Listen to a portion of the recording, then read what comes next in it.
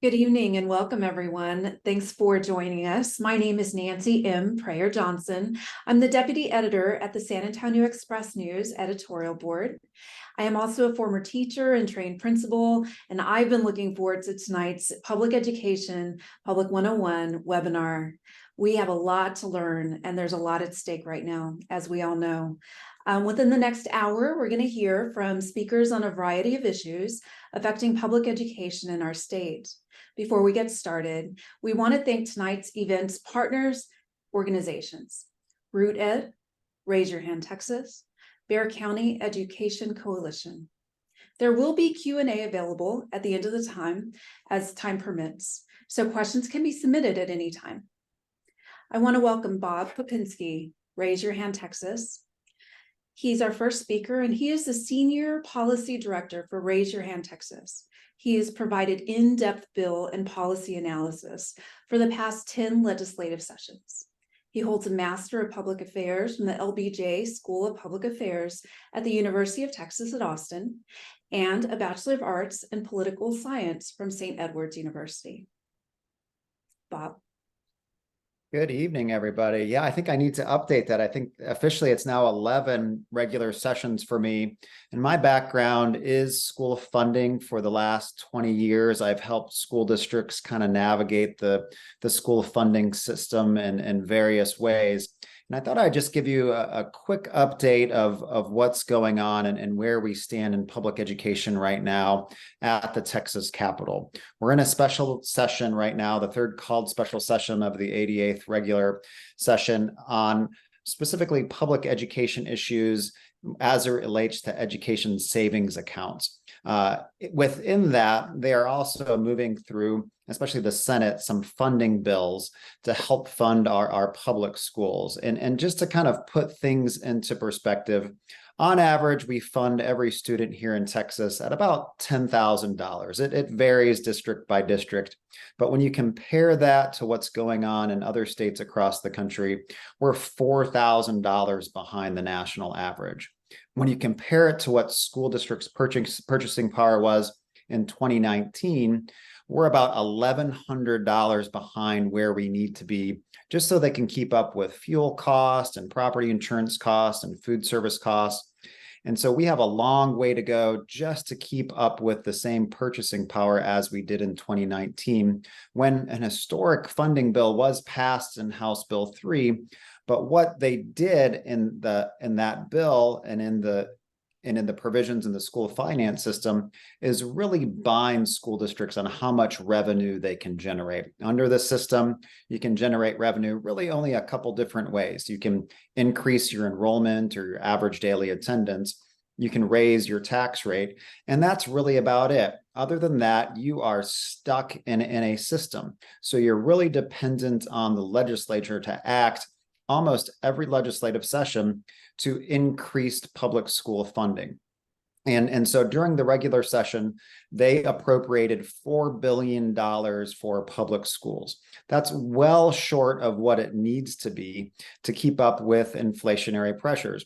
To keep up with inflationary pressures, the legislature needs to appropriate almost $16 billion. So they have a long ways to go. And so what you've seen right now during the first week of the special session is the Senate move 2 bills through the legislative process. In fact, they're going to probably be up on the Senate floor tomorrow. The first one is the funding bill, which was Senate Bill 2, and that's going to provide roughly $5.2 billion for public schools, mostly in the form of teacher pay. They're going to provide $3,000 per classroom teacher in districts that have 5,000 students or less. They're going to provide $10,000 per teacher in districts with more than 5,000 or fewer than 5,000 students. In addition to that, they increase something called the basic allotment, kind of the basic building structure of how we fund our schools, by $75. That's the one that needs to be increased by roughly $1,100. And then the other big piece of what they're moving through the Senate is increasing the school safety allotment. Right now, they only fund schools at $10 per student for school safety and $15,000 per campus. they're going to double that. And during the regular session, they passed a law that said, hey, you have to provide an armed security guard on every campus during school hours. And this funding falls way short of what you need to do. The House will probably have a similar bill moving through the process next week. But the other bill that I'd like to talk about is SB1, and that's why the governor called everyone back into the Capitol this week, is the call for an education savings account or a voucher program. What was passed out of Senate Education this week was a universal education savings account for about $8,000 per student. And with that, the eligibility was pretty much any student that attended public school in the previous year, any private school student that attended private school the previous year, or any student entering pre-K or kindergarten for the first time. They fund that at roughly $500 million. And during the session, this is kind of where we got hung up. It was kind of a session that was unbalanced, and that's why we're back in the special session. Right now, we underfund our special education system by roughly $1.8 billion. We have a lot to shore up with our school funding system, and just in terms of giving our public schools kind of the appropriate level of funding just to keep things moving within their system in terms of maintenance and operation. We have problems with our virtual education system, as well as kind of our teacher workforce. A recent Charles Butt Foundation poll found that 75% of our teachers have considered leaving the profession. And that falls on a lot of different issues, but pay is number one. Kind of mental health is on the list, as well as strong leaderships within the classroom. Right now, about 60% of our teachers come from ALT certified programs, which means they don't have to spend a whole lot of time in the classroom before they get into becoming the teacher of record on day one. We need to beef up those programs, and that takes funding to do. It takes funding for mentorships programs. It takes funding for residency programs. So we have a long way to go. We have a pretty substantial system. It's about a $60 billion per year system to fund roughly 5.5 million students, about 370,000 teachers, and another 400,000 support staff. It is a big system that has been underfunded for decades now. And as I mentioned, we're about $4,000 below the national average. And so with that, that's a lot of information, a big overview of what's going on, but they have roughly another 23 days or so by next week to kind of move things through the process during the third called special session. Thank you, Bob. I can tell you that I often go to Bob with questions, and I know that he's going to be the expert that I need to hear from and explain it all in a way that I can understand and help our readers understand, which I really appreciate. So thank you, Bob, for that. Our next speaker is Laura Herrera. Laura is from San Antonio. She's a Baylor graduate, and she's a Northeast ISD teacher. And she has 20 years experience, but all of those 20 years are at the same campus in Northeast ISD. Welcome, Laura. Thank you for having me. So Laura, we hear a lot about how public schools in Texas need more funding. How do you as a teacher feel the impact of less funding in schools? I think across the board, across the district, across Texas, we are still understaffed. You know, I think probably this year compared to the previous 3 years, I'm finally getting an actual sub when I call in for substitutes. So substitutes are rare. We are understaffed still at many campuses. So I think less funding impacts that. It impacts learning. It impacts students and staff members who have to cover. So I think that less funding kind of affects everybody when it comes to the classroom, especially schools. Mm-hmm. We just heard from Bob about all the different ways and talking about teacher retention, right? And like I mentioned, I was a teacher until about 3 years ago when I came here to take this job. How do you see this affecting just getting teachers in classrooms and having them stay there and see it as a viable career path? It it's difficult. I think that teaching has changed so much. I mean, I started, gosh, in 2003, and the students that I had in my classroom then are much different from the students that I have in my classroom now. Okay, so we have children that are dealing with executive function issues, like their cognitive memory, their inhibitory control. I teach pre-K right now, so that's a lot of the things that we're doing. But I think that the needs of the student are a lot different from the needs of the student that I taught a decade ago. Um, I have to make sure that they are self-regulated first before I can even start any type of curriculum. And I think that's kind of like a learned thing. I don't think that teachers necessarily, if they're coming from um, alt certification, kind of know that. I think that was learned in my experience as being a teacher coming from a traditional certification. But learning how children respond, especially coming from trauma informed instruction. I think there's a lot on teachers' plates right now that the turnover rate of keeping teachers, retaining teachers, that's an issue. And it's a hard job. I can see why people are like, oh, this is not for me. It's a difficult job. The things that a teacher's day encompasses is so much more than just curriculum. Definitely, definitely. If you, hopefully lawmakers are tuned into this, and I believe they are. If you had a captive audience of lawmakers, as you probably do right now, For sure. what would you tell them? I don't, okay, so I hear a lot of rhetoric, I follow all the things, that's going on, everything that's going on with the special session. And a lot of it is a us versus them. And I really don't think it's a public school versus private school kind of thing when it comes to vouchers, because we all want the same thing, educating our children in Texas. What doesn't sit well with me is the transparency, the equity, and the accountability.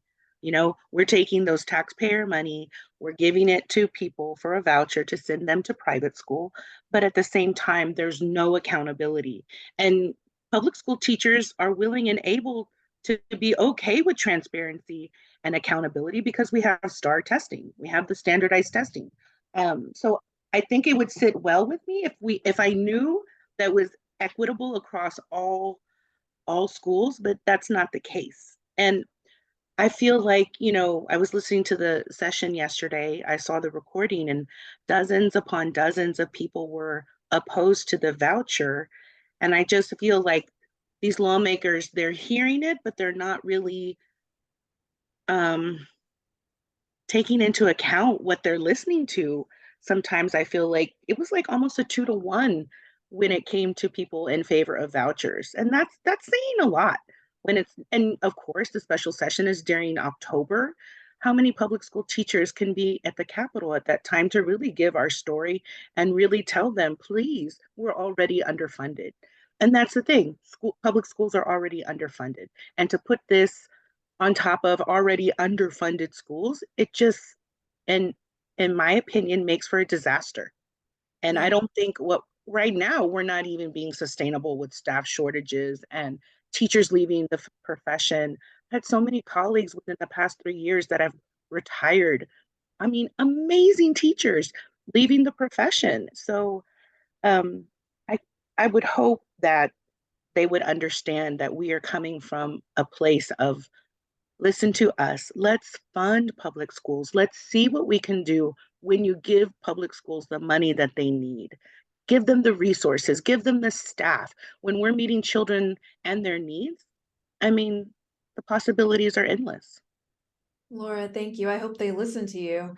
Our next speaker is Superintendent Roland Toscano. He is the superintendent of East Central ISD. And here's a fun fact. That's the very first teaching job way back in 2013 at Heritage Middle School where I first taught. So I know a thing or two about your district, but all good, of course.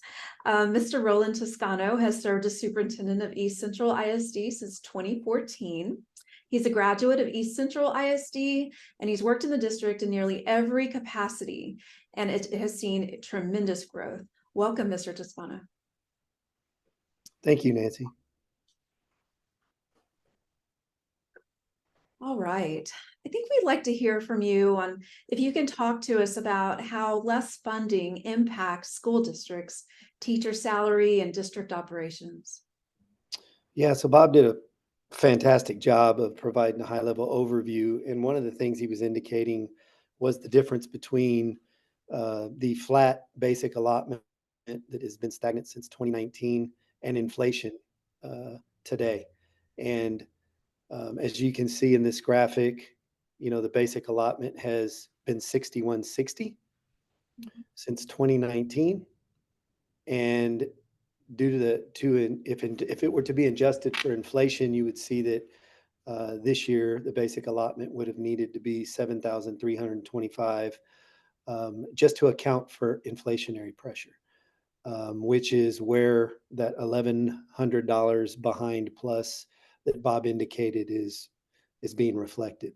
And so from an operations standpoint, operating off of the same 6160 during a time period when inflation has increased anywhere from 14 to 17%, our operational costs have inhibited us from providing much of the support and staffing resources that Laura was referring to. It's made it very difficult.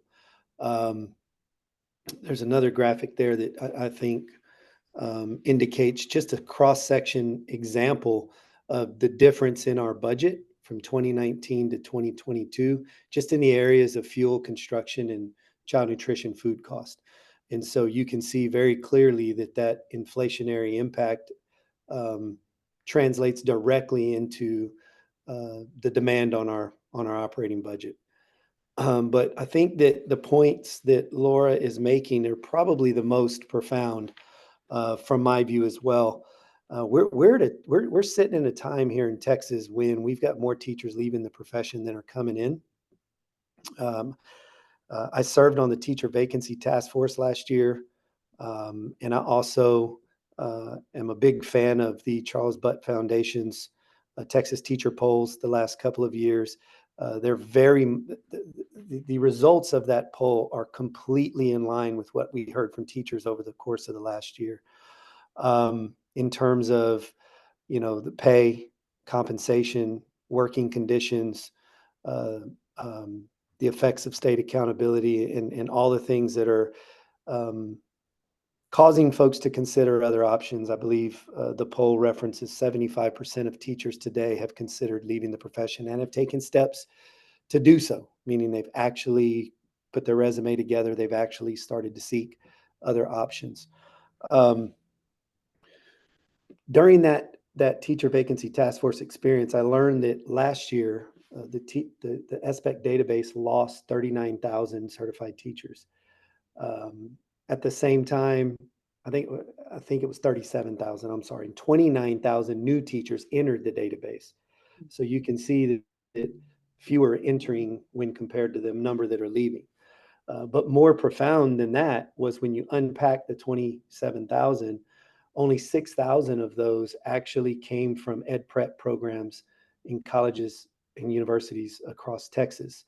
That number of graduates in ed prep programs in Texas colleges went from about 14 to 17% of all of those in ed prep programs to less than 5% now.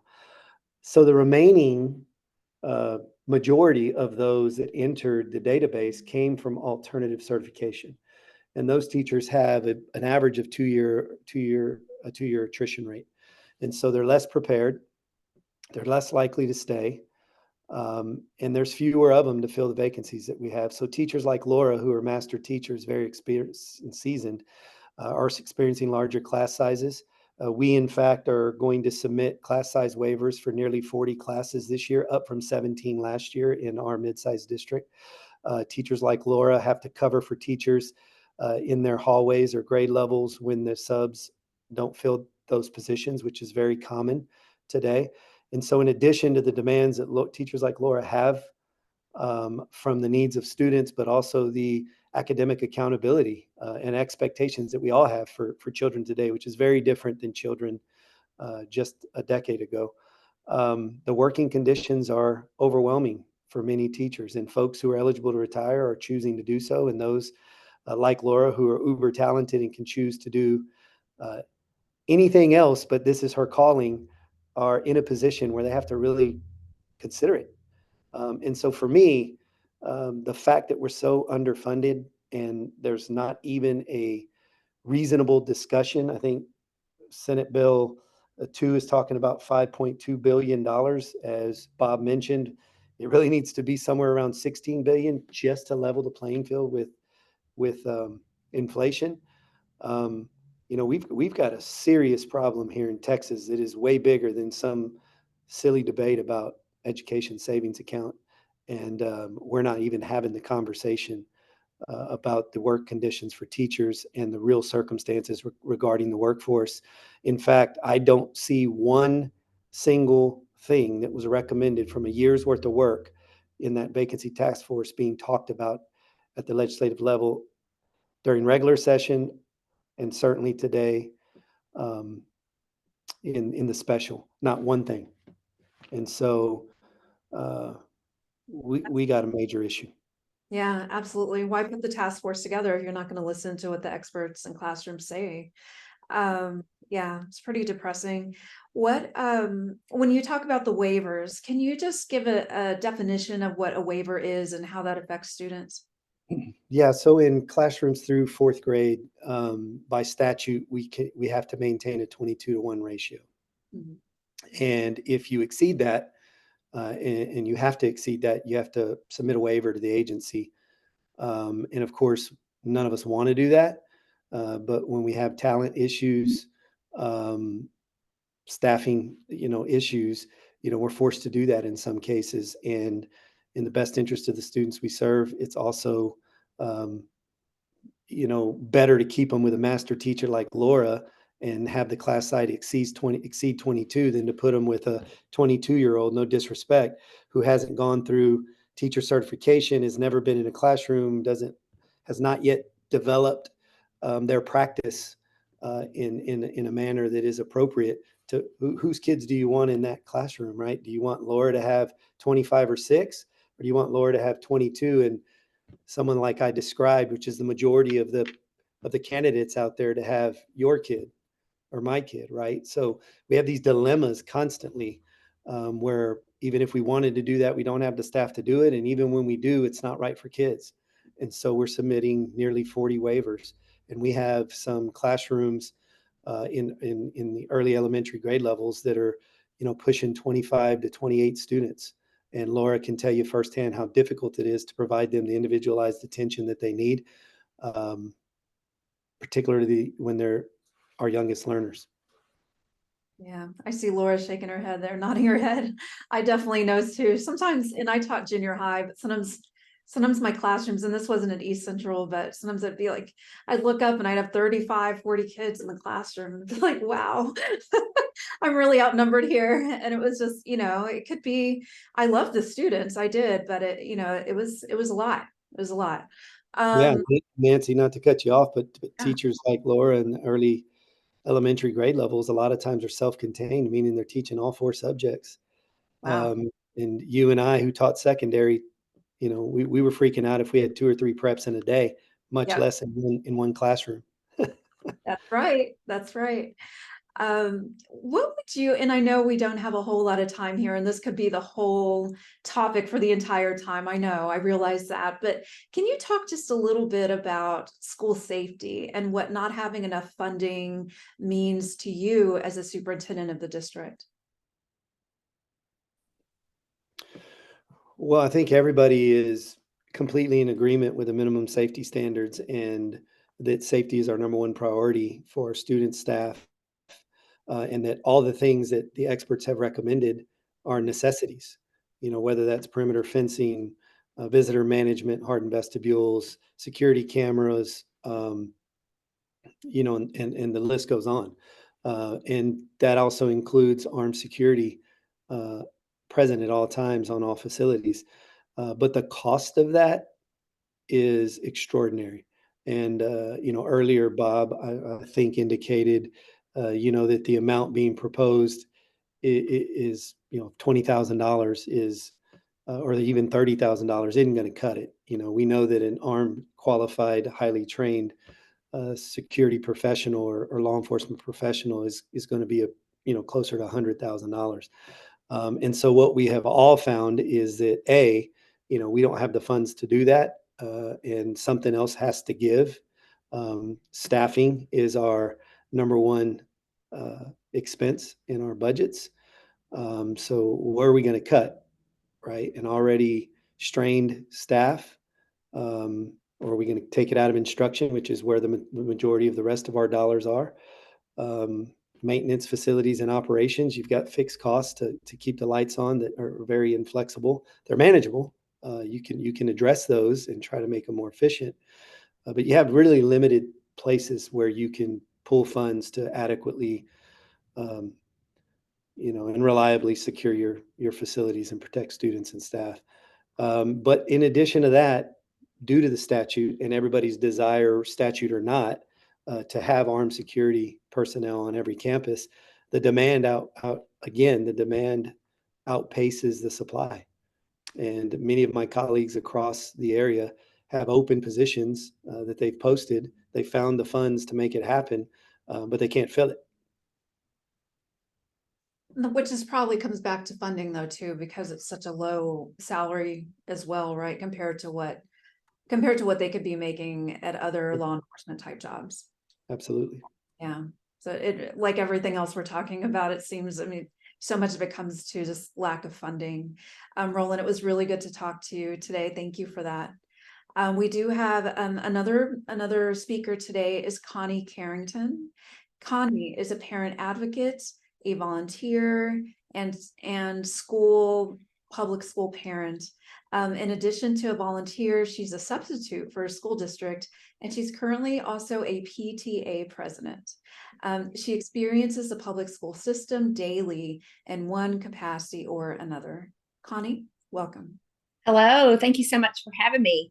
I'm a little, all day I've been going, why did they ask me? So let's go. Let's see how this You're goes. an expert. You experience it every day. Which district were you a PTA president? I'm PTA president at Reagan High School in Northeast, and I sub in Northeast. Okay. Well, thank you. We are entrenched in Northeast. We've been here since 2006, and we have been schooling it ever since. Connie, thank you for subbing, because as Laura had mentioned earlier, and as you know, because you're a subs are very difficult to find. I used to leave little gifts for my substitute teachers, just like, please come back.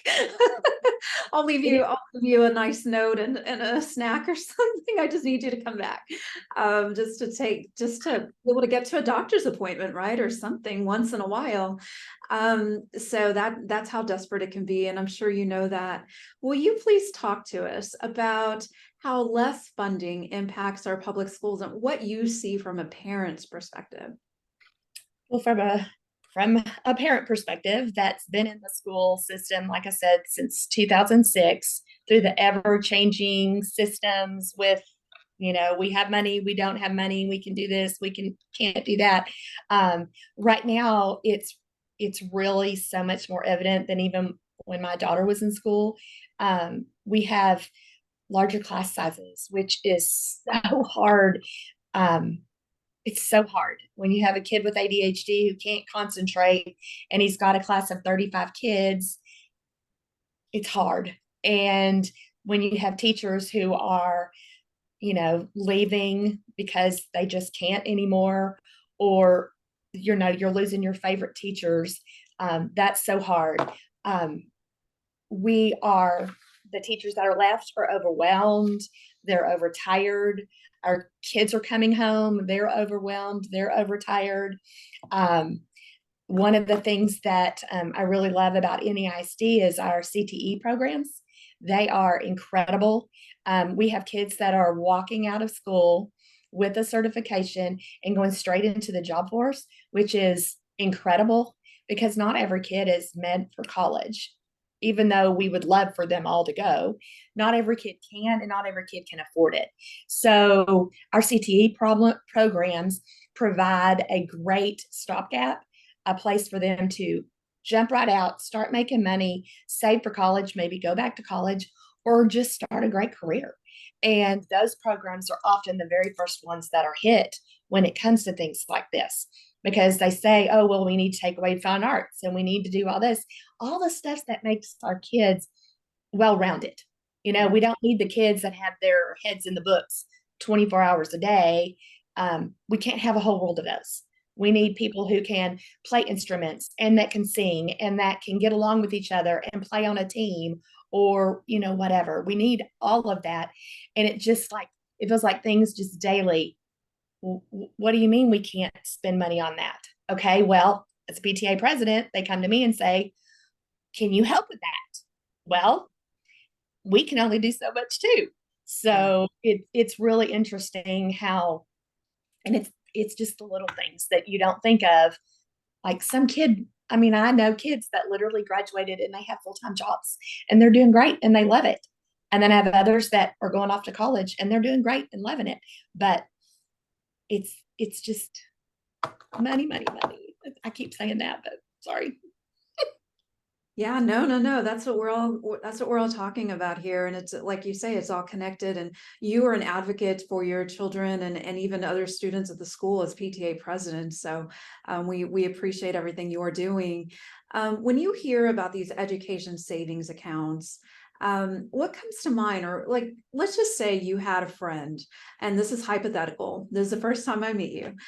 So let's say you had a friend and that friend said, well, I don't see, parent choice. That sounds great to me. What would you tell that friend? Parent choice is awesome. It is great. Let me kind of go at it a little back ways. So parent choice is great, and people are making choices right now in your education anyway. Private schools have been around forever. Private schools that are religious and non-religious. We have magnet schools. We have homeschooling. We have a lot of different options already. So people can take advantage of those. My problem with the savings accounts is, we're going to go back to what Laura said, is no accountability. Wait a minute. Yes, that's where I want to go with that. So no accountability. And I've been keep reading these laws and keep reading these bills that they keep putting out. This SB2 that they just suggested, which is about the ESAs, the plans, is that even right off the bat, TEA is going to get 3%. And then whoever manages the fund is going to get 5%. So that's $640 off your $8,000 voucher. You're not going to get $8,000. Also, I've done my research. You can't find a private school in San Antonio for $8,000 or $7,000, whatever it ends up being. You can't find one. What's scary is that there are going to be people who are going to say, oh, well, I can educate a kid for $8,000 and all these schools are going to pop up.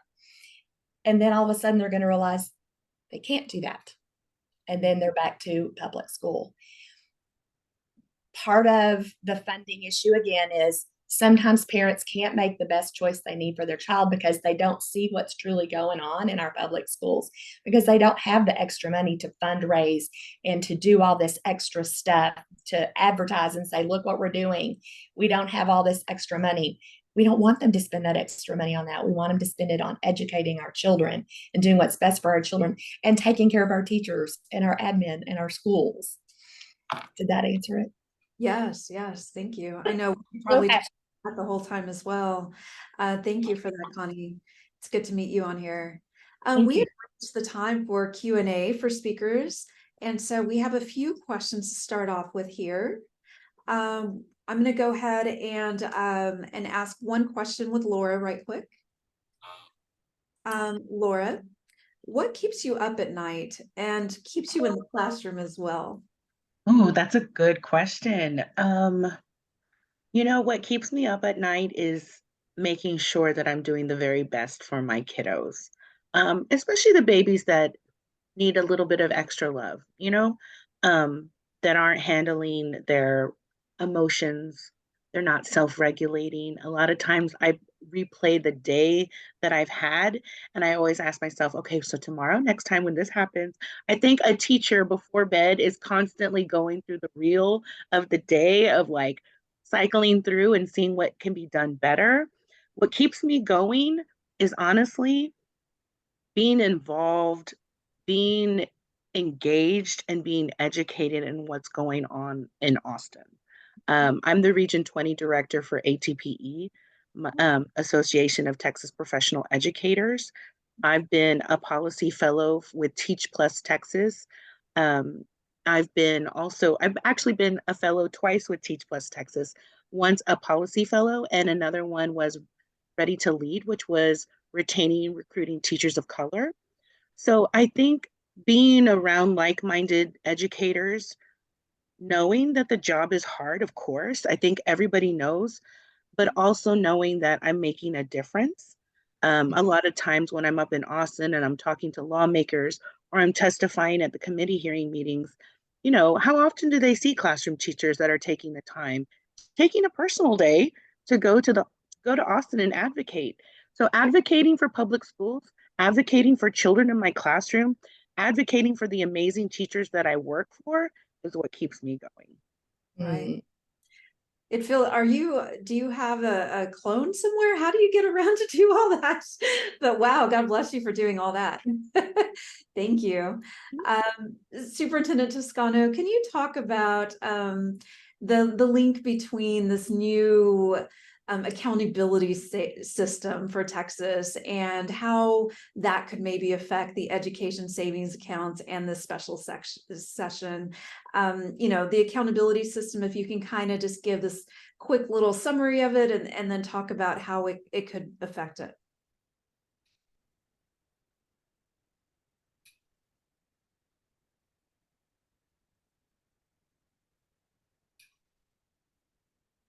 Oh, I think let me see. I think we lost him right quick. So if he comes back, we can ask that question again right quick. Bob, do you want to give a little information on that? Sure, absolutely, because there was a court case Tuesday. About 100 school districts are suing TEA for a temporary restraining order for their rule changes to something known as college career military readiness indicators, which lag by a year. So for kids that have already graduated high school, they move the bar on those kids, which will impact hundreds of campuses across the state's letters grade. We grade our districts and our campuses on an A through F. It's based on student achievement, student progress, and college career military readiness and graduation rates. And what the commissioner has done through rulemaking, not changes during the legislative process, but rulemaking, is saying, hey, we're gonna change the curve basically from a 60% to an 88% for kids that have already left the system on how many points you can get for doing things like AP classes or dual credit programs or going into a 2-year or 4-year university. And because the bar was raised so high after the fact, it's going to drop campus letter grades, in some cases 1 letter grade, in some cases 2 letter grades, while STAR scores actually improved last school year. And so how does a community kind of understand that problem where test scores are actually improving, but overall accountability grades are dropping? And there's a lot on the line with that, right? What you've seen in Houston ISD and some other districts across the state is that there are sanctions if you have a D or an F letter grade over consecutive years. But it's not in SB 1 voucher bill, but in the past, if you're a D or F letter grade at a campus, those students would have priority for a voucher as well. Thank you, Bob. As always, you have all the answers. Thank you for that. We do have a question, and this question says, what can school districts do to help families mobilize and better understand what school funding truly looks like and what vouchers will do to public school systems? And anyone who wants to take that can take it. I think we all have different perspectives, but As a mom, I'll say get involved. There are so many groups around, like Rooted, that's helping to host this, and Raise Your Hand Texas, and Just Funded. And there's so many groups that you can, I mean, literally just Google them and just start reading up on it. And don't take the media's word for what this is or what that is. Do the research yourself. That's one of the reasons I became a parent advocate, was because I'm passionate about making sure our kids are educated, but I also feel like our parents are not educated in the system and how it works on a day-to-day basis.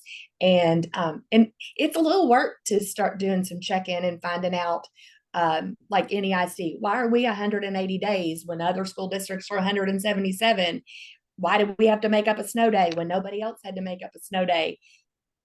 You have to find something that gets you going, but once you get going and start digging into what's really going on at the legislative level, it's either going to really distress you and you're never going to look at it again, or you're going to keep digging and go, okay, how do I change this? How to make a difference? But you Right. have to get involved. You can't sit by and let somebody else do it. Absolutely. Thank you for getting involved. I would say the same, but on the other aspect of teachers, teachers are a pretty big voting block. Yesterday was the last day to register to vote. A lot of these lawmakers that are on that education committee, they're in favor of the vouchers, which I'm pretty sure teachers probably voted for those representatives. So, I mean, taking the time, like Connie said, to research their representatives. What are they voting on? Do you support public education? Are you supporting teachers? I think that's really important.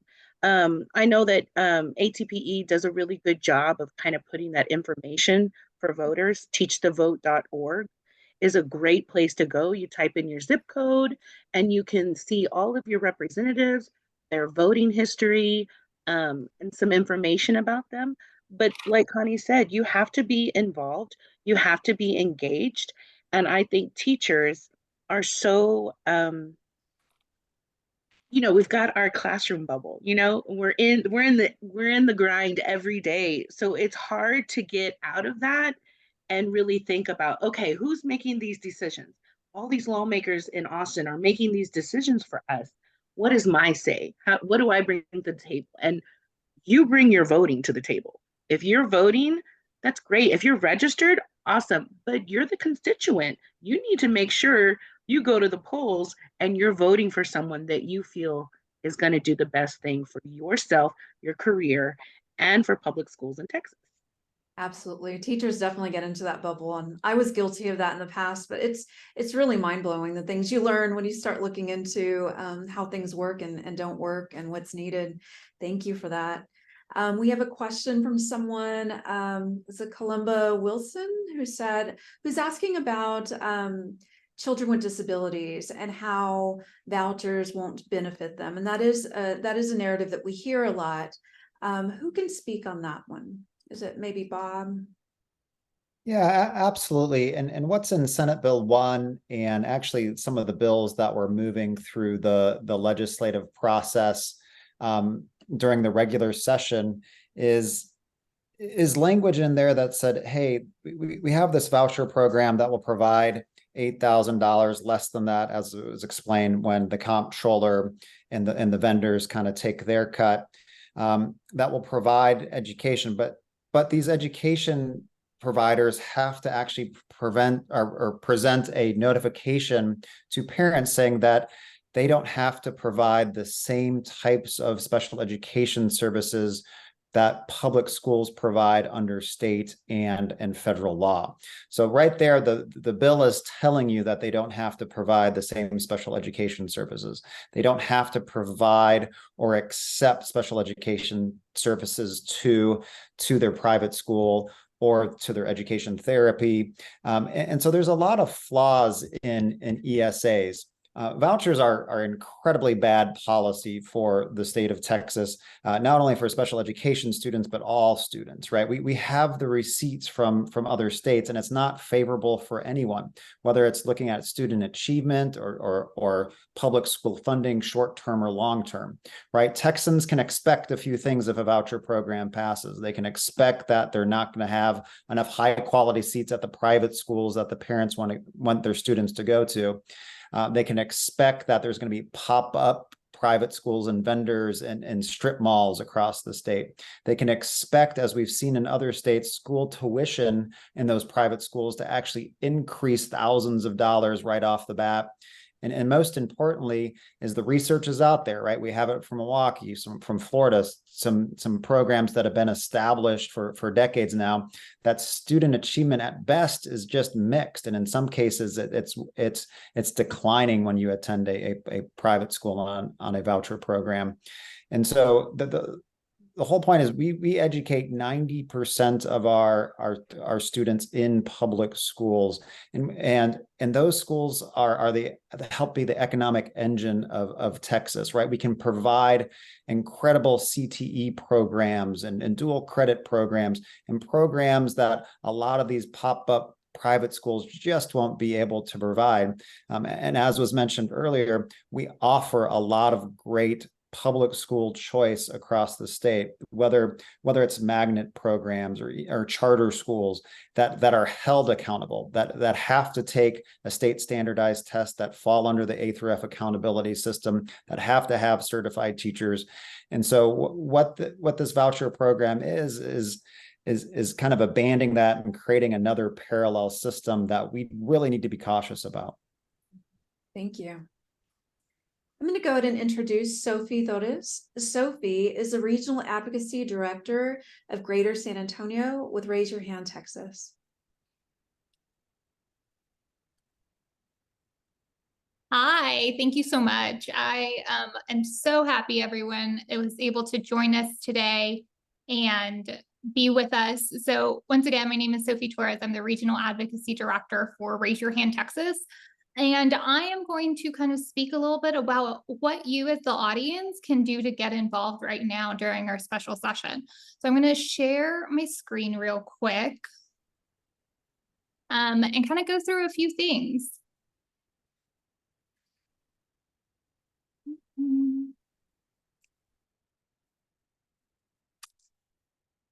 we go. Maybe.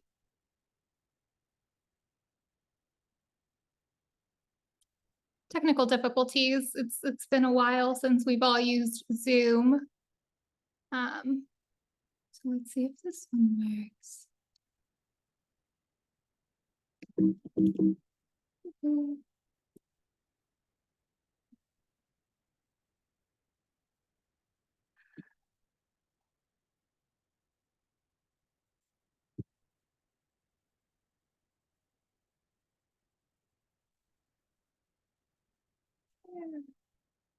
Awesome. Okay, so what can you do? Here we are. What is advocacy? We talk about it a lot. We've had a few questions, and it's really just public support or recommendation for a particular cause or policy that's really important for us. You know, we're talking about public education here, but advocacy happens in all different fronts, whether it comes to unhoused individuals, criminal justice, livestock, animals. It's really about everything. And so when you're looking at advocacy, it's really about telling your story. Because if you don't tell your story, no one else will. Laura really alluded to this as an educator about the importance of telling their stories. Because if you're not telling your story, someone else is incorrectly a lot of times as well. And so it's really important that we look at what's being told about public education in the lens of others. Because the most effective advocacy happens with other people when we're doing it all together as a unit and as a community. So I'm going to go through 3 advocacy actions you can take right now. Super simple and easy to do. Number 1 is sign up for Raise Your Hand Texas Action Alerts. We do text action alerts. You just have to text Raise My Hand to 40649. You'll get a little prompt, you enter your information, your address, your zip code, and then you'll get specialized text messages at certain points during the regular session or during the special session like we're in right now, of where you can email your elected officials directly. And it's really important. Takes about 15 seconds to complete, super quick and easy. It's more of a like set it and forget it. The text messages will come to you when we're ready for you to activate. The other thing you can do is call or email your legislators and let them know what you believe should be happening right now in the special session. Was it funding? Is it vouchers? Is it teacher pay? Let them know. What is that importance to you? Because as a constituent, they deserve to hear from you. But as a constituent, you're also a voter a lot of times. So you have the power to hold them in that place and hold legislators accountable as well. And the third is just spread the word. Talk to your friends and family about public education, about what's important to you, and ask 3 other people who would be willing to call or email their legislators to ask them to. A lot of times we don't do things because we're not asked. If they're for ourselves, we push things off. But if I have a friend that's asked me, hey, can you help me do X? I'm gonna do it. I'm way more likely to help out a friend than help out myself in a lot of situations. So just spreading the word is really helpful. Ask those friends, think about who's been talking about this for a while, and then tell them to call their legislators. Here's an action that you can take just right now. As Bob mentioned, as we've been talking, we're in the middle of a special session and we need to fund our public schools. If you have your phone with you, you can scan this QR code, takes you to do an action alert. You literally just input your information, sends an automatic message to your elected official, to your specific House and Senate member in the Texas legislature. You don't have to go find them. You don't have to find out who they are. Really easy, very quick, super simple as well. And this link will be shared after as well. As folks were mentioning, as Laura was mentioning, we have to vote in every election. This is how we get activated. This is how people understand what are the issues important to us. These are some numbers about in Denton County, which is up in the North Texas area. And you can see that when it comes to elections, the vast majority of people do not vote. So if these numbers of folks voted, they could have a really different outcome when it comes to elections. Some important dates to remember as well when we're looking ahead into 2024. The last day to register to vote is February 5th. There's early voting, and then there's the primary on March 5th. In Texas, a lot of decision-making happens in the primary, not the general. So for a lot of folks, the primary, this March election date, is super important of how can we get informed where our candidates are on elected officials when they're on certain issues, whether it's public education, school funding, and the like. Texas. Teach the Vote is one organization, one website that you can find more information. Vote TextEd is another that really keeps it really simple, super similar. Lots of really great information. Promote voting on your social media. Really great way to stay involved, get engaged, create a competition between you and your friends, your campus, your coworkers. You're not asking them to vote a certain way. You're not asking them to find out how they're voting or who they're voting for. But it's such a great way to just show the importance of voting as well. So just some final thoughts on advocacy before Nancy closes us off. It's really about connection. It's key to policy changing. If we want to see change, it's about connection and building relationships that demonstrate impact over time. Building relationships with each other in our community, but also building relationships with elected officials.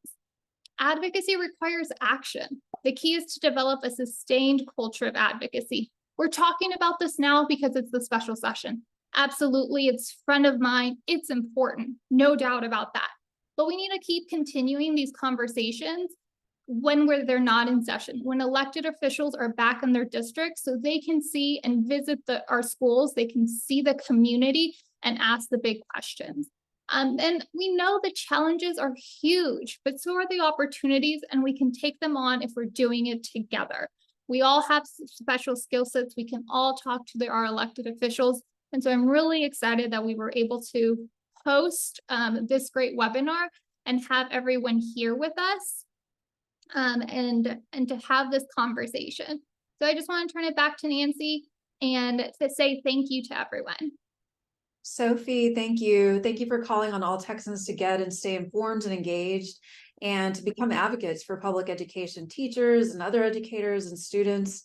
I want to close by thanking Sophie and other experts, Bob Popinski with Raise Your Hand Texas, Northeast ISD teacher, Laura Herrera, East Central ISD Superintendent Roland Toscano, and parents and PTA President Connie Carrington. Thank you for giving your expertise and your time to us today and for all the work you do with students and teachers. I also want to thank the event partners, Rooted, Raise Your Hand Texas, and Bear County Education Coalition. And I want to thank attendees for joining us this evening. Thanks to everyone. Have a good night.